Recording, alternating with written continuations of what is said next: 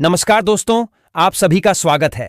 आज के इस वीडियो में तो चलिए जानते हैं बिहार के सभी 38 जिलों के छोटी बड़ी खबरों को केवल 20 मिनट में।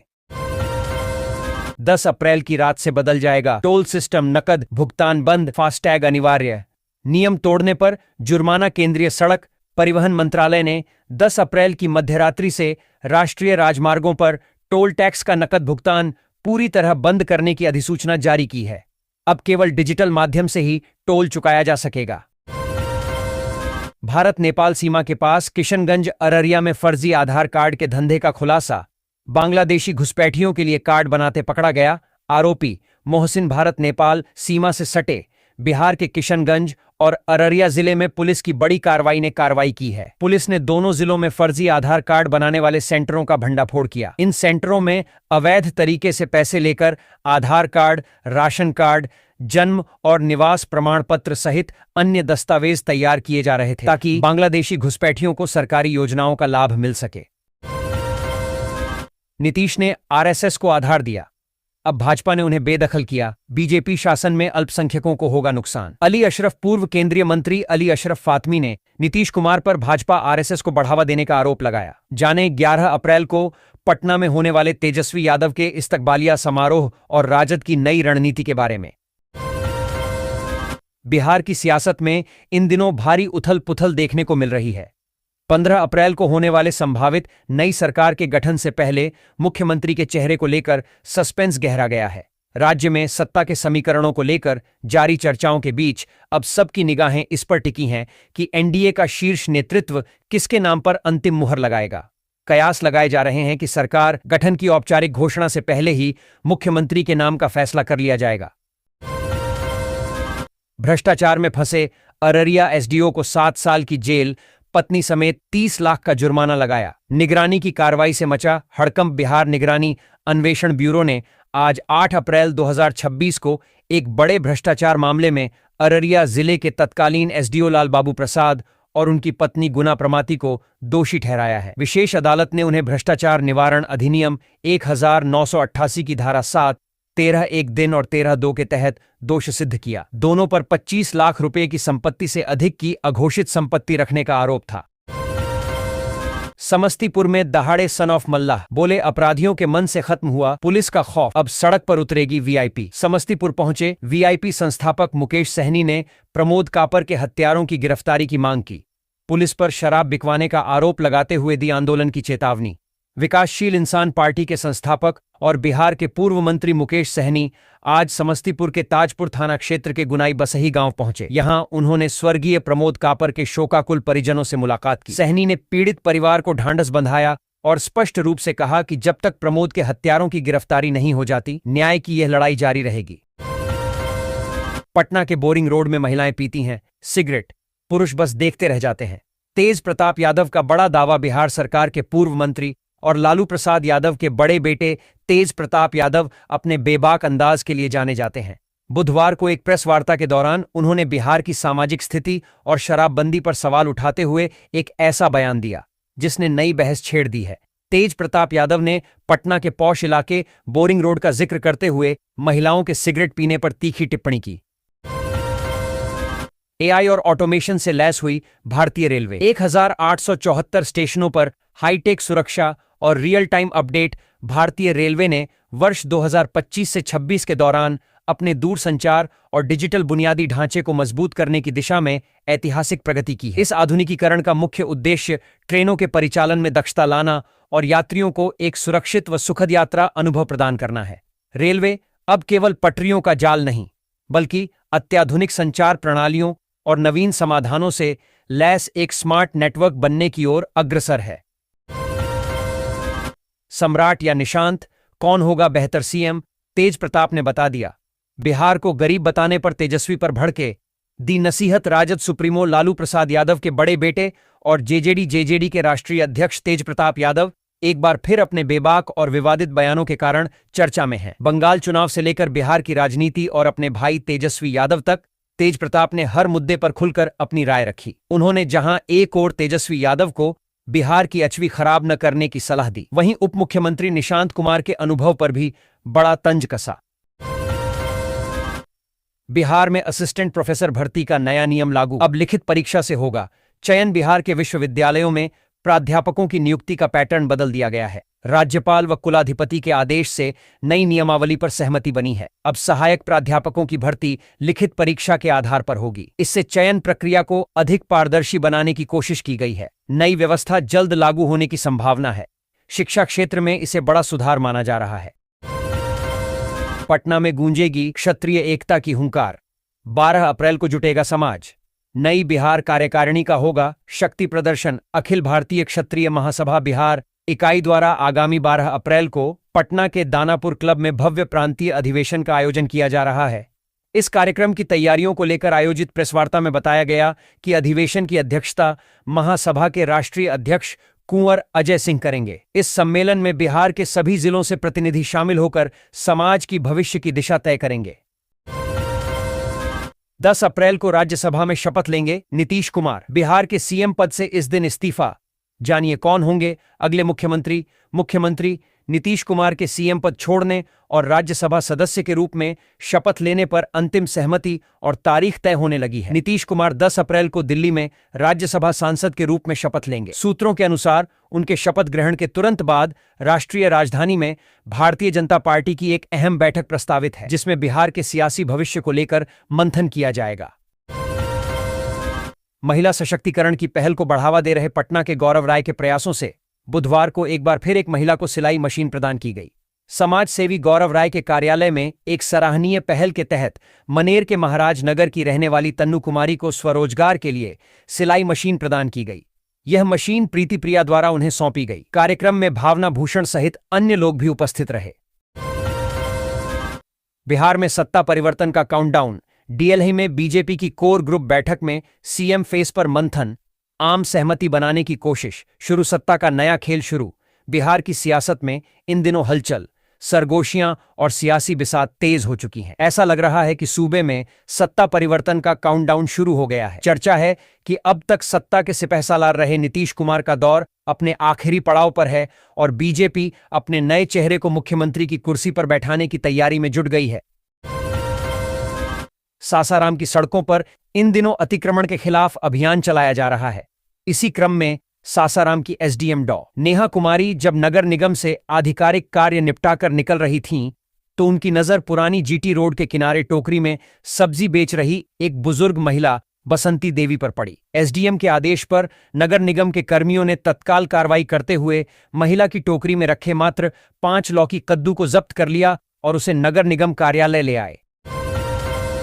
दुकान बंद करो कहा तो तोड़ डाला हाथ। गया में पुलिस अफसर को बेरहमी से पीटा। वार्ड पार्षद समेत अन्य पर एफआईआर। शहर के रामपुर थाना क्षेत्र अंतर्गत गेवाल बिगहा मोड़ पर देर रात खुली जनरल स्टोर की दुकान बंद कराने पहुंचे पुलिस पदाधिकारी पर हमला कर दिया गया। इस दौरान उनकी जमकर पिटाई की गई, जिससे वे गंभीर रूप से घायल हो गए। घायल पुलिस पदाधिकारी का इलाज अनुग्रह नारायण मगध मेडिकल कॉलेज में चल रहा है। हवाई खेलों और फ्लाइंग ट्रेनिंग से जुड़ेगा भागलपुर। निरीक्षण से खुलेगी राह। भागलपुर में हवाई खेलों और उड़ान प्रशिक्षण को बढ़ावा देने के लिए अहम पहल की गई है। एरो क्लब ऑफ इंडिया की टीम 9 अप्रैल को भागलपुर हवाई अड्डे का निरीक्षण करेगी। यह बिहार सरकार और एरो क्लब के बीच हुए समझौते का हिस्सा है, जिसका उद्देश्य राज्य में हवाई खेलों का विकास करना है। बिहार में पायलट बनने का सुनहरा मौका। 40 सीटों पर नामांकन शुरू। डोमिसाइल नीति लागू। बिहार सरकार ने युवाओं को पायलट बनने का अवसर दिया है। बिहार उड्डयन संस्थान में निजी पायलट लाइसेंस कोर्स के लिए 40 सीटों पर नामांकन शुरू हुआ है। डोमिसाइल नीति के तहत केवल बिहार के मूल निवासी ही आवेदन कर सकते हैं। जीविका दीदियों को नीतीश कुमार की बड़ी सौगात। कम खर्च में मिलेगा लाइफ इंश्योरेंस। नीतीश कुमार ने मुख्यमंत्री पद छोड़ने से पहले जीविका दीदियों के लिए बीमा सुरक्षा उत्सव अभियान शुरू किया है। 15 अप्रैल से 31 मई तक चलने वाले इस अभियान का लक्ष्य 1 करोड़ दीदियों को जीवन बीमा से जोड़ना है। 13 अप्रैल से तिरुपति रक्सौल स्पेशल ट्रेन शुरू। बिहार से दक्षिण भारत के लिए बढ़ेगी कनेक्टिविटी। रेलवे ने यात्रियों की बढ़ती मांग पर तिरुपति और रक्सौल के बीच एक विशेष ट्रेन चलाने का निर्णय लिया है। यह ट्रेन 13 अप्रैल से 28 मई तक दोनों दिशाओं में 7-7 फेरे लगाएगी। यह बिहार, झारखंड और छत्तीसगढ़ को दक्षिण भारत से जोड़ेगी, जिससे लंबी दूरी की यात्रा आसान होगी। बिहार के सरकारी कर्मचारियों के ट्रांसफर पर लगी रोक। 1 साल तक अब नहीं होगा तबादला।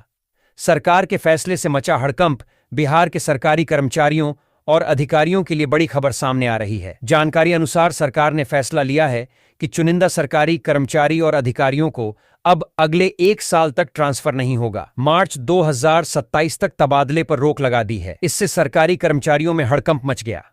जानकारी अनुसार सरकार ने यह फैसला जनगणना कार्य को सुचारू रूप से पूरा कराने के लिए लिया है। बिहार में सरकार के तमाम आदेशों के बाद भी अवैध बालू खनन लगातार जारी है। इसी बीच भागलपुर में अवैध बालू खनन के खिलाफ बड़ी कार्रवाई की गई है।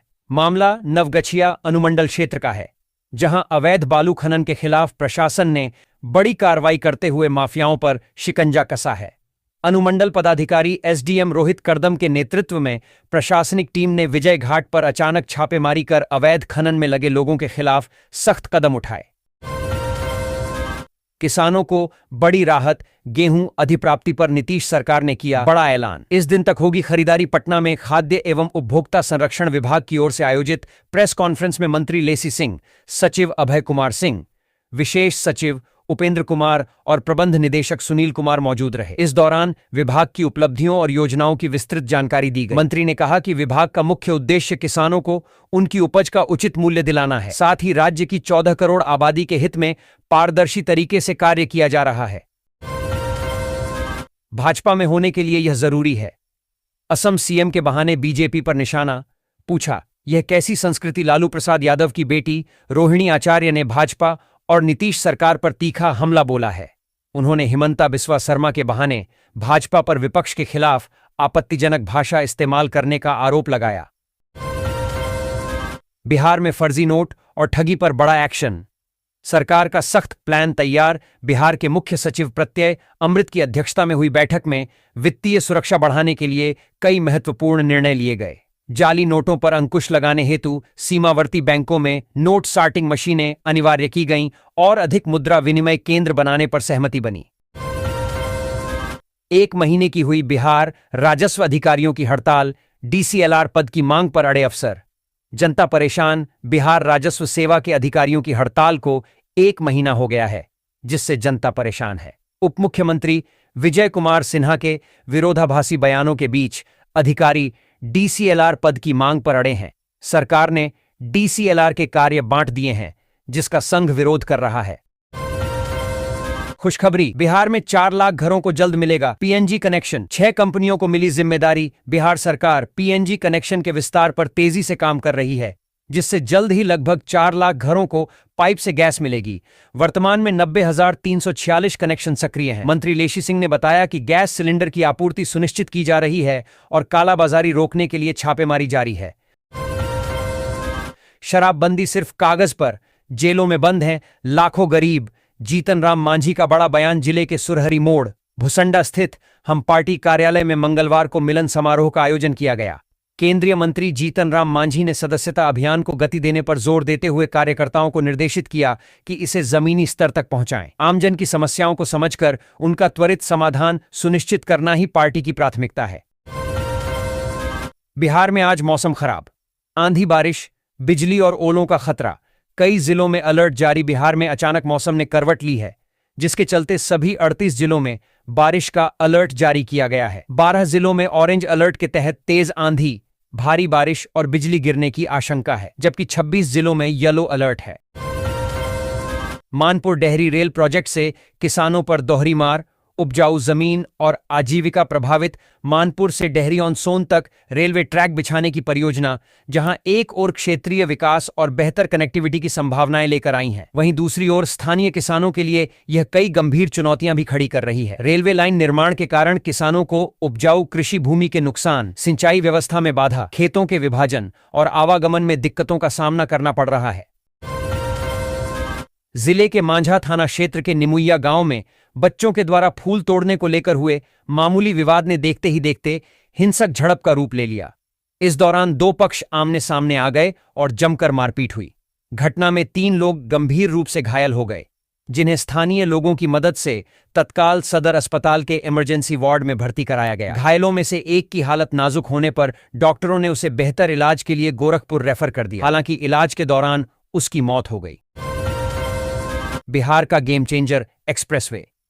आमस से दरभंगा तक 230 किमी सड़क से सफर होगा आसान। व्यापार को मिलेगा बूस्ट। भारतमाला परियोजना के तहत गया कि आमस से दरभंगा तक बनने वाले 230 किमी एक्सप्रेसवे का पटना खंड रामनगर से कच्ची दरगाह के बीच से गुजरेगा। डीएम डॉ त्यागराजन एसएम ने भूमि अधिग्रहण और निर्माण कार्य में तेजी लाने के निर्देश दिए हैं। बिहार में नीतीश कुमार के फैसले से बढ़ी सियासी टेंशन। नई सरकार में कौन रहेगा, कौन जाएगा? बिहार में सत्ता परिवर्तन की अटकलों ने राजनीतिक माहौल गर्मा दिया है। मुख्यमंत्री नीतीश कुमार के राज्यसभा जाने की चर्चा से मंत्रियों और अधिकारियों में बेचैनी है। भाजपा, जदयू और लोजपा कोटे के कई मंत्रियों के पद पर सवाल उठ रहे हैं। हर स्तर पर भविष्य को लेकर कयास लगाए जा रहे हैं। सरकार के अंदरूनी समीकरण तेजी से बदलते दिख रहे हैं। इसका असर निर्णय प्रक्रिया पर भी पड़ रहा है। पटना से राजगीर जाना हुआ और भी आसान। रेलवे ने शुरू की नई एक्सप्रेस ट्रेन। देखें पूरा टाइम टेबल। पूर्व मध्य रेल ने पटना और राजगीर के बीच सफर करने वाले दैनिक यात्रियों और पर्यटकों को बड़ी सौगात दी है। रेलवे द्वारा इन दोनों महत्वपूर्ण शहरों के बीच एक नई एक्सप्रेस ट्रेन सेवा शुरू की गई है। यह कदम इस रूट पर यात्रियों के बढ़ते दबाव को कम करने और बेहतर कनेक्टिविटी प्रदान करने के उद्देश्य से उठाया गया है। बिहार के ग्रामीण क्षेत्रों में सड़कों और पुलों के निर्माण के साथ साथ अब सड़क सुरक्षा को भी सर्वोच्च प्राथमिकता दी जा रही है। ग्रामीण कार्य विभाग द्वारा यह सुनिश्चित किया जा रहा है कि पक्की सड़कों के निर्माण के साथ साथ उन पर आवागमन पूर्णतः सुरक्षित हो। सर्वोच्च न्यायालय और केंद्रीय पथ परिवहन मंत्रालय के सड़क सुरक्षा दिशा निर्देशों का कड़ाई से पालन करते हुए ग्रामीण कार्य विभाग ने एक सुधारात्मक पहल की है। बिहार में टोपोलैंड पर सरकार का बड़ा कदम। भूमि विवाद सुलझाने की तैयारी तेज। जिलों से रिपोर्ट तलब। बिहार सरकार ने टोपोलैंड असर्वेक्षित भूमि को लेकर बड़ी पहल की है। जिलों से ऐसी जमीनों का विस्तृत ब्यौरा मांगा गया है जिसमें बकास्त भूमि भी शामिल है। उप मुख्यमंत्री विजय कुमार सिन्हा ने अधिकारियों को प्राथमिकता से रिपोर्ट देने के निर्देश दिए हैं। बांका जिले के सीमावर्ती इलाके में अवैध बालू खनन का खेल झारखंड तक पहुंच रही। सप्लाई बांका के पंजवारा थाना क्षेत्र के सीमावर्ती इलाकों में अवैध बालू खनन का मामला फिर सामने आया है। स्थानीय लोगों का आरोप है कि बिहार की नदियों से रात के अंधेरे में बालू निकालकर झारखंड के गांवों में पहुंचाया जा रहा है। झारखंड में बालू के स्थानीय स्रोत न होने के कारण यह मांग बढ़ रही है। जिले के निजी विद्यालयों द्वारा अभिभावकों से मनमाने तरीके से शुल्क वसूले जाने की शिकायतों को जिला प्रशासन ने बेहद गंभीरता से लिया है। जिलाधिकारी कौशल कुमार ने बिहार निजी विद्यालय शुल्क विनियमन अधिनियम 2019 इंच का हवाला देते हुए एक कड़ा आदेश जारी किया है। डीएम ने स्पष्ट किया है कि ट्यूशन, विकास या वार्षिक शुल्क के नाम पर अब स्कूलों की मनमानी नहीं चलेगी। प्रशासन के इस रुख से उन अभिभावकों को बड़ी राहत मिलने की उम्मीद है जो लगातार बढ़ती फीस और अन्य खर्चों से परेशान थे।